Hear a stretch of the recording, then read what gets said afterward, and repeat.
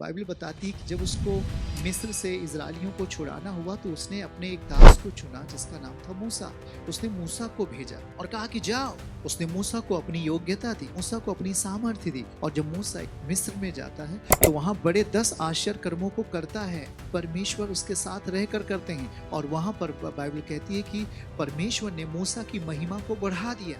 अब उसके साथ जितने भी लोग थे वे सब बचाए गए, जो मूसा के साथ नहीं थे वे सब मारे गए। कहीं न कहीं उनकी जिंदगी में तूफान उन्हें उड़ा के लेके चला गया। मतलब बचाता परमेश्वर है, लेकिन आपकी जिंदगी में परमेश्वर के दास, चुने हुए दास का होना आवश्यक। यदि कोई नहीं तो आप खतरे में हो। एक प्रभु के दास थे और रात के लगभग 3 बजे उनकी नींद अचानक खुलती है। अचानक खुल जाती, नींद नहीं आ रही है, वो अचानक खुलती है और उठ के बैठ जाते। और जब वो उठ के बैठते हैं तो फिर सोने का प्रयास करते, नींद नहीं आती। लेकिन उन्होंने क्या किया, उनके मन में आया कि तू प्रार्थना कर। और जब वो प्रार्थना कर रहे हैं तो कहीं पर उन्हीं के बिलीवर्स, उन्हीं के विश्वासियों में कहीं पर दूसरी जगह शैतान की आत्माएं उस व्यक्ति को सता रही थी, उसे दुख दे रही थी। जब ये इधर से प्रार्थना करना शुरू किया, परमेश्वर का चुना हुआ दास, उधर जो बिलीवर्स था, जो विश्वासी था, वहां पर परमेश्वर का आत्मा ने जाके काम किया।